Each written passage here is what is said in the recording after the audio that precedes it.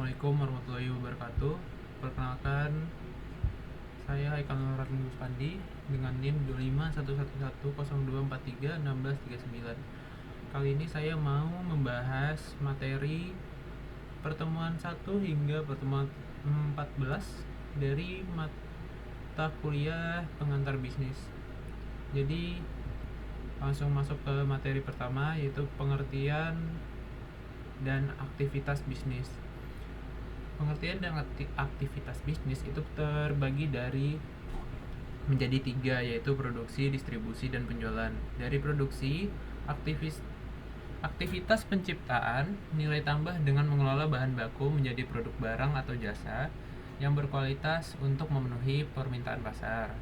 Terus dari distribusi, mekanisme penyaluran produksi dari produsen menuju tangan konsumen akhir secara tepat waktu, menjaga kualitas produk tetap prima selama proses pengantaran.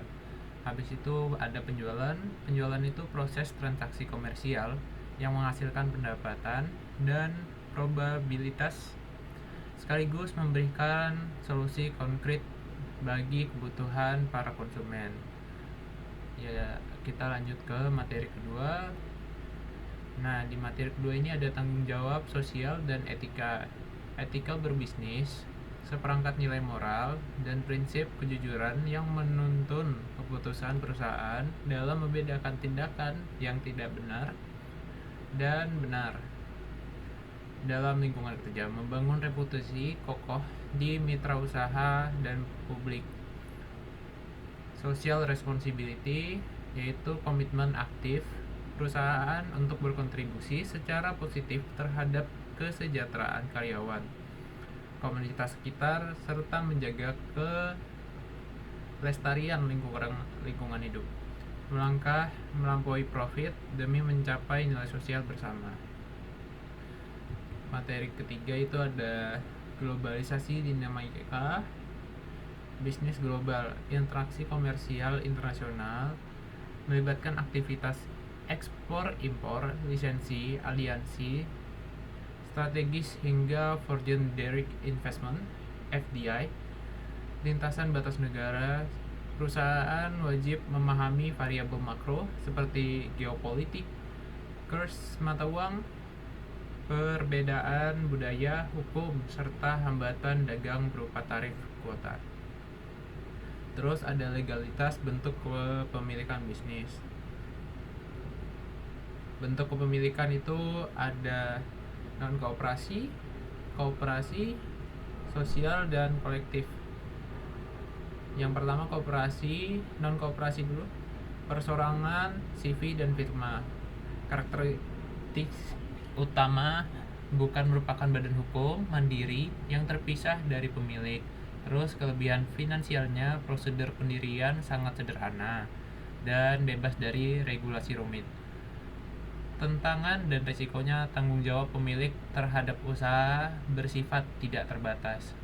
Terus ke bentuk kepemilikan yang kooperasi itu ada perseroan terbatas atau PT, badan hukum resmi yang terpisah secara sah dari pemegang saham. Kelebihan finansialnya, akses pengumpulan modal besar, perlindungan hukum bagi aset pribadi. Terus tantangan dan risikonya, biaya pendirian tinggi dengan pengawasan kepatuhan hukum yang ketat. Terus ke bentuk pemilikan lagi, yang ketiga itu ada sosial, kolektif, ada koperasi dan yayasan. Karakteristik utamanya berfokus pada kesejahteraan anggota atau tujuan sosial kemanusiaan, mendapatkan keuntungan, dukungan sosial yang kuat, serta insentif pajak tertentu. Tantangan dan risikonya, keterbatasan kapasitas modal komersial dibanding entitas korporat. Materi kelima ada kewirausahaan dan bisnis plan. Kewirausahaan atau entrepreneurship manifest kapabilitas untuk menciptakan dan membangun usaha mandiri dengan jeli, memanfaatkan peluang pasar, serta berani mengatasi risiko. Wirausahawan berperan esensial dalam membuka lapangan pekerjaan baru dan menggerakkan laju inovasi ekonomi nasional. Terus lanjut ke perencanaan bisnis atau business plan. Dokumen komprehensif berisi cetak biru strategis mencakup analisis pasar mendalam, taktik operasional, struktur organisasi, dan proyeksi keuangan terukur. Menjadi instrumen krusial untuk menarik pendanaan dari investor eksternal serta meminimalkan risiko kegagalan bisnis.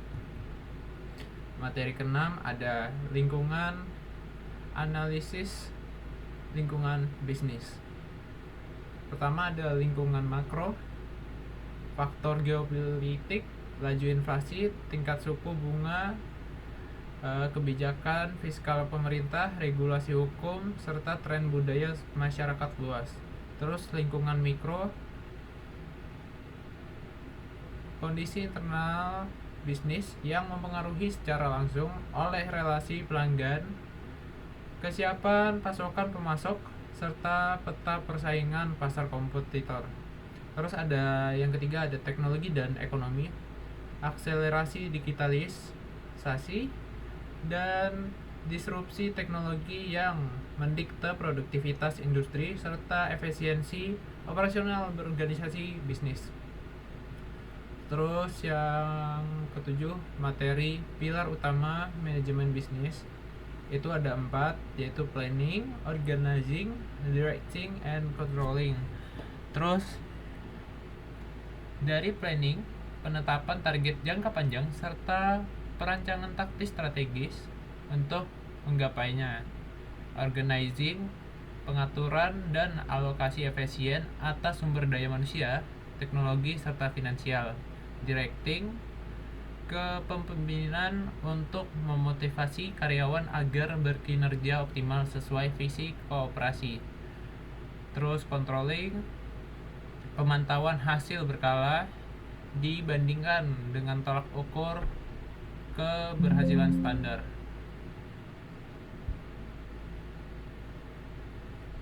Baik, di materi ke-8 ini ada mengelola bisnis, mengelola modal bisnis, likuiditas, dan struktur finansial. Modal bisnis yang bersumber dari ekuiditas internal, pinjaman perbankan, maupun suntikan investor wajib dikelola secara ketat melalui perencanaan kas, yaitu cash flow kontrol yang matang. Pengelolaan modal yang efektif meminimalkan risiko kebangkrutan operasional di fase-fase pertumbuhan krusial. Lanjut ke materi 9, itu ada manajemen sumber daya. Penggerakan utama operasional manusia adalah aset terpenting organisasi. Proses manajemen SDM yang matang mencakup rekrutmen berbasis kompetensi, perkembangan kemampuan, serta sistem kompetensi berkeadilan. Menciptakan lingkungan kerja yang harmonis dan penuh kolaborasi secara langsung mendongkrak retensi talenta terbaik dan meningkatkan produktivitas perusahaan. Terus ada faktor-faktor produksi utama, yaitu ada 4 faktor. Yang pertama itu ada sumber daya alam, bahan mentah dan energi yang diperoleh langsung dari bumi untuk diproses dan diberi nilai tambah, yaitu bahan baku menjadi bahan jadi. Terus ada tenaga kerja, kontribusi fisik, keterampilan konektif manusia terhadap mengoperasikan rantai pasok industri, yaitu ada karyawan, manajer, dan lain-lain. Terus yang ketiga itu ada infrastruktur dan modal, aset finalisasi, mesin-mesin, peralatan canggih, serta sarana manufaktur pendukung aktivitas bisnis. Terus ada data dan informasi, riset pasar berbasis data pelanggan, analisis bisnis untuk dasar pengambilan keputusan taktis. Materi ke-11 itu ada manajemen produksi dan kualitas, standar dan nilai tambah, berfokus pada tata kelola transformasi input menjadi output, bernilai tinggi, pemanfaatan sumber daya seefisien mungkin. Pengendalian kualitas secara kontinu sangat krusial demi menjaga loyalitas pelanggan serta mendongkrak reputasi keunggulan produk di pasar kompetitif. Terus ada materi ke-12 yaitu fokus strategis marketing mix 4P, yaitu ada produk, ada price, promosi, dan price and logistik. Di sini bisa dilihat di produk quality itu ada prioritasnya 90%, harga itu 80%, terus promosi itu 75%, distribusi itu 65%. Berdasarkan riset, fokus utama terletak inovasi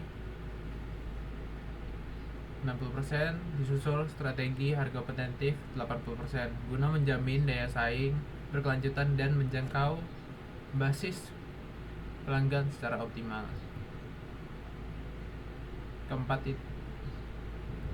Ke-13 itu ada transformasi bisnis digital, akselerasi teknologi internet, komputansi awan, kecerdasan buatan, ada platform e-commerce, melahirkan landscape baru, bisnis yang lebih lincah tanpa sekat geografis. Menjalankan transformasi digital bukan sekedar pilihan strategis, melainkan keharusan mendasar agar perusahaan mampu bertahan, bersaing, dan melayani ekspektasi pelanggan modern secara waktu nyata. Terus ada prinsip Islam dalam bisnis, pertemuan ke-14 yaitu pertemuan terakhir, itu berduduk pada etika syariah, kejujuran, keadilan, dan keberkahan, dijalankan berlandaskan nilai-nilai Al-Quran dan dengan menjunjung integritas mutlak, melarang riba atau bunga, gharar yaitu ketidakpastian, serta tadlis yaitu penipuan untuk mencapai kebahagiaan duniawi, dan ukhrawi yaitu falah. Sekian presentasi saya. Wassalamualaikum warahmatullahi wabarakatuh.